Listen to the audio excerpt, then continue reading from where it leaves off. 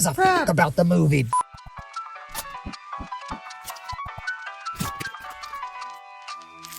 What's your favorite scary movie? Just kidding.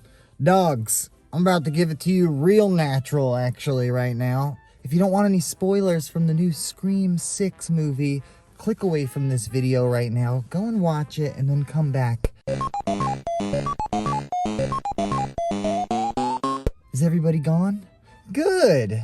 What's going on, guys? Andrew here with a natural reaction. It's about to get real weird and real natural up in here. I literally just got out of seeing this movie, and I sort of have a little bit of a scream boner right now. I'm not even gonna lie. Hey, I told you it was gonna get weird. Dogs. Party people. Holy shit, I think that movie was pretty dope, actually. I am pleasantly surprised. If you saw my reaction like last year to Scream 5, you may have noticed that I don't know, I feel like I didn't like it too much. I even watched it last night and I was just not really feeling it. It didn't feel like a Scream movie, but holy shit, this one actually got me I was a little frightened. I'm like nervous afterwards watching this one. I like going to the bathroom, see a dude's like boots under the bathroom stall. I was a little scared to go out in public and stuff. But damn, from literally from the moment that it started, after that first kill, Samara Weaving, whatever her name is, I actually don't even know where she's from. I know she's from some other like films or whatever, but after like, usually they cut away after people get killed, right? This girl gets killed in the alley and then the dude's just breathing and stuff like that. And I knew like something like felt different. I was like, he knelt down and I was like, are they gonna just like reveal this dude like immediately right now? And sure enough, they did. That was fucking awesome. That was something different that we never saw in a Scream movie before. Whoa, sorry. I need to calm down a little bit because that was freaking, that movie was so sick. Anyway, so from the moment that it started, I was like, damn, this one does feel a little bit different. So they reveal kind of the ghost face or whatever, or who was going to be the ghost face until the real folks showed up. That was sick. Damn, I can't even talk right now. I'm just like pleasantly surprised, I suppose. And there's people driving by, so now I feel weird. They didn't cut away. The dude's just breathing his mask. He kneels down. He reveals himself. I'm like, whoa, this is dope. But then when he gets the phone call in his apartment, I'm like, oh, this can't be the real one. They're not just gonna do it like that. The dude freaking in the fridge, the freaking hotter or warmer or whatever, you know, warmer, colder game and stuff like that. He finds his friend in the fucking refrigerator. The only thing that I thought was weird, and I'll get to, I guess, a little bit later. No, we're not gonna get to that now. I feel like they really played off the fear and stuff of like being in a big city and stuff like that. Like there's a lot of like tension this whole entire movie. The whole time I'm kind of like, oh, like what's gonna happen? Even when they're sitting on the subway, you know, they're going to their stop or whatever, they're at the party, it like literally did feel like it could have been anybody in the city, and that shit was dope. What I really loved, aside from it just feeling like, I don't know, I really felt like fear for the first time in a while with this franchise. I was actually scared. Wasn't feeling that way in Scream 5 or whatever. Not as much tension, I feel like. This one, it really just like, it had me scared or whatever. They're sitting on the train and everything. I do like how in the previews that they had, there were really no spoilers like whatsoever. Like everything in the trailer, like they cut it up in such a precise way where like it really didn't spoil anything there. So the whole time I'm surprised, like the scenes played out like a little differently every time. So it still was, I didn't really feel like, even though we knew like we saw the shrine or we saw the scenes with the subway or whatever, it was cut up in such a way where it did not like spoil anything. It just like, I don't know, they really played up that fear, like being on the train, like seeing all the ghost face masks or whatever, because there was a spike in the sales of them after this shit starts happening, and like it really just like could have been anybody or whatever. Even when the dude's like the lights flickering or whatever, when he's kind of coming towards Mindy or whatever, and it's just like black, dark, and then freaking, you know, he gets closer and closer or whatever. Like, that really just kind of had me, I was like frightened. I was like, ooh, please don't kill me, Mr. Ghostface.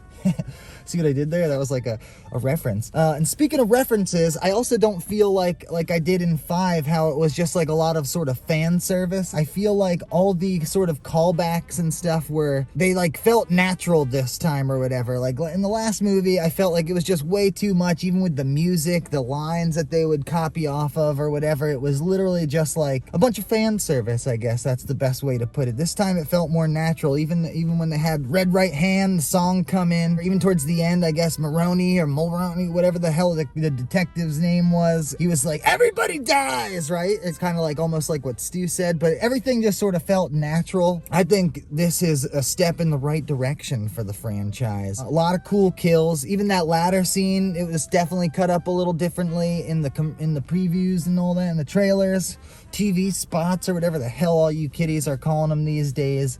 Just like a lot more tension than I thought. Like the whole time I'm like, oh, it's a nail biter, as they say. I just think they did a really dope job. It was a little upsetting when that girl actually like freaking fell from the thing, but you knew some people have to die. It is a little funny. People still got stabbed like 27 times and then apparently survived at the end. Even the killers and their motives even felt pretty cool. I thought I was gonna be like upset about that, but that was even fucking scary too. Like it was like a whole little freaking cult family like getting revenge for their son from the last one. That was sick. I think they did a good job too. They threw us off. The detective got like a freaking fake body, pretended like his daughter was dead. And even that, what's his name? Jack? Is it Jack Champion? I don't know what the hell his name is, but I was thinking that actually he does kind of look like Richie, actually, like sort of, you know, from the trailers and the beginning of the movie and all that. But they threw us off with all those rules and like, oh, it's not going to be the nerdy guy. A lot of just like sort of throwing us off too. I really did not expect it to be that dude, especially when he helped Mindy on the train. I did not think it was the detective, because he really seemed like he was so sad and just broken up and like let's kill this motherfucker, like whoever like hurt his kids, which I guess he technically wasn't lying. It just wasn't that kid that he was talking about. I loved how Sam got to like get into her darkness, her Billy Loomis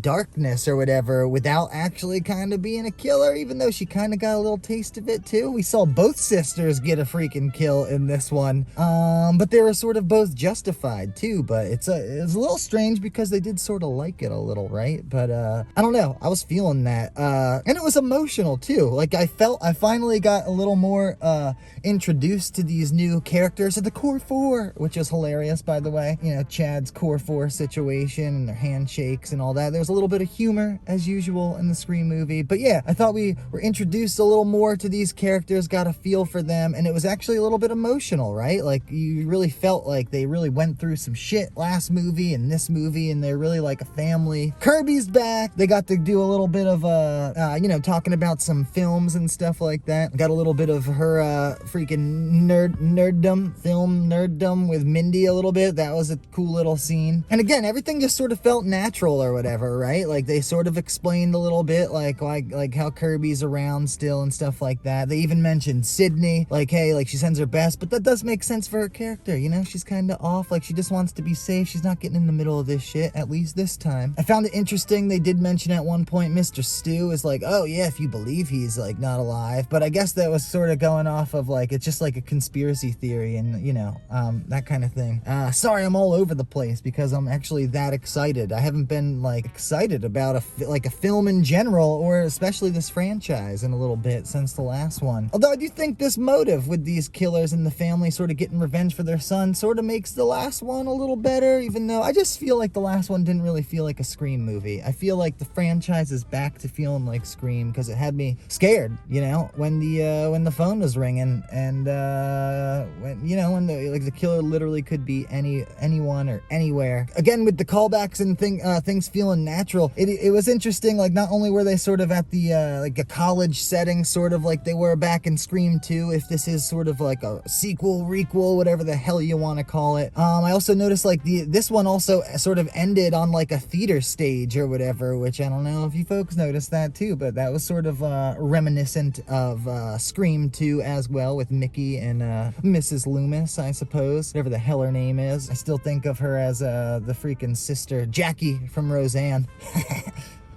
Anyway, this was dope. I'm trying to think, like, if there's anything that I didn't like, maybe, if I really have to say. I thought that the detective got a little weird after they were unmasking. I thought he was a little, like, overly dramatic with his acting, sort of, a little bit. But the killers always get a little strange once their masks come off and once they're revealed and stuff, you know? But yeah, I just thought he was, like, really, like, overdoing it, but maybe he's just like that excited and that like kind of psychotic that he is sort of just like, oh, like, I don't know. It's hard to explain, but the acting, I guess, with that guy maybe sort of got a little weird, but I guess he's psychotic, so it sort of makes sense. And if I'm being real nitpicky, the thing I was talking about from the beginning, when the first two dudes get killed or whatever, right? Or I guess first three after Samara Weaving, if that's her name. So after he gets killed, he's like, oh, what about the movie? Like, we got to finish the movie. And then the killer's like, oh, who gives a fuck about the movie? Boom. And that was a dope beginning. But after I thought about that at the end, whoever that was, whether it was the brother, the sister, or the freaking detective, the father of Richie, like, wouldn't they care about movies? Because he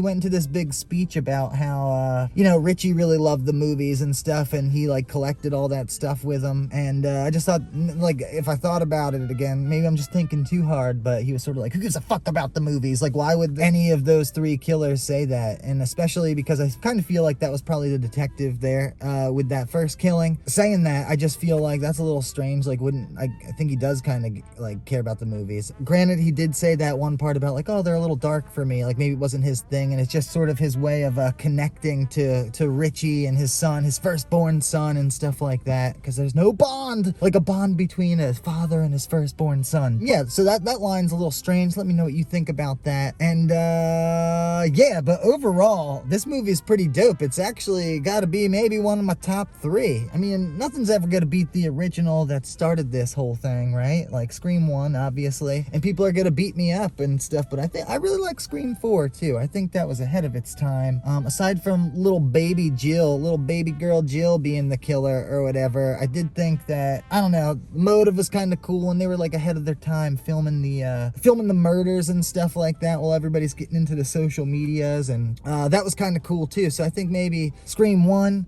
then Scream 4, and then possibly this one for a close third, almost tied with like the second one or something, like my number 2. Let me know what your like top couple are, but I think they're back with the Scream franchise. I think they did a great job. They did a great job keeping everything under wraps too. Like, I was thoroughly like I don't even know who I was trying to like stay away from spoilers and stuff, so I don't even know who I thought it was or didn't think it was, but the trailers did not, like I said, I feel like they didn't spoil anything. I just felt like that old school awesome feeling of being like excited to be at the movies and just see something that we hadn't seen before. It felt pretty scary. It felt like a classic, like whodunit or whatever they're supposed to be called. And yeah, that was pretty dope. We're gonna get Gail back, we get Chad and Mindy back, and they sort of survive, so that's exciting, so they can kind of keep it going with these new characters. They didn't kill them off too fast, so we don't even get to know them and stuff like that. That was nice and heartfelt, right? They were all friends and the family thing. I think they did a great job. Freaking, I'm not even gonna like rate it like 1 out of 10 or whatever, but it's pretty high up there. Certainly better than Scream 5 or Scream 2021 or whatever the hell, 22, whatever the hell it is. That's bullcrap. I still think that's dumb how they named it. I'm glad they brought the 6 back too. That was just really awesome. Little bit of the movie commentary, classic. That was super sick. I don't know, I freaking loved it. Again, everything felt natural, like even with the shrine and stuff like that. Oh, another thing I wanted to say. I remember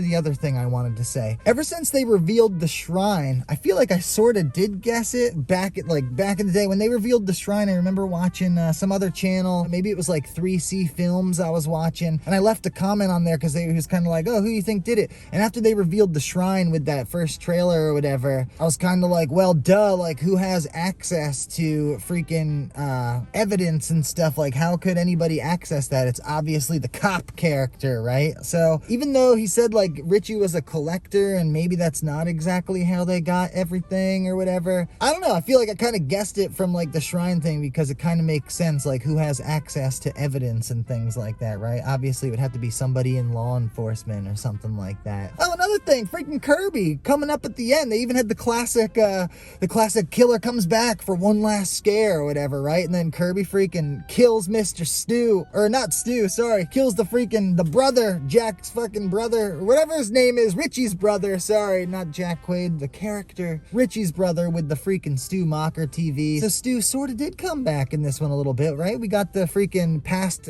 killer pictures up on the detective board. We got the freaking the cool nostalgic stuff from the shrine and everything. And then we got the dude dying from the same TV Stu did. So I guess we got him back a little bit there. So that's really cool. I'm glad they didn't go all out and like bring him back because he did. But yeah, for a second there, I thought maybe Sam was going to go full on darkness and kind of tuck that mask away at the end and keep it and just really feed into it and then kind of set it up to be like, oh, is she going to be the killer in the next one? But I'm glad she threw it down and she's maybe, you know, she's not feeding into the darkness. She's not her father. Everybody wants to think that she is and give her shit. Wrongly accused, as the posters were saying and things like that. And she's not having it, right? She does have like that darkness in her, but she's overall like sort of a good soul, and that's cool too. She has a nice relationship with her new family, which is her sister and the core four, and I'm here for it, party people. That movie was dope. So dope that I couldn't even wait. I'm literally still in the theater parking lot right now, freaking filming a reaction. So I don't know. Sorry if this is a weird format for you this time, but I decided to just keep it real natural while I'm on that Scream high. And I just wanted to tell you my initial freaking natural thoughts and feelings. Let us know what you think down in the comments below. Let us know what we should check out next, whether that be films, comedy, freaking music, all sorts of stuff. I don't give a shit, party people. I'm just excited. And I think that'll do it. With that being said, keep it real out there. Don't be afraid to just be yourselves, because that's what's really cool. And I guess I'll just have to catch you on the next Natural Reaction. Darling,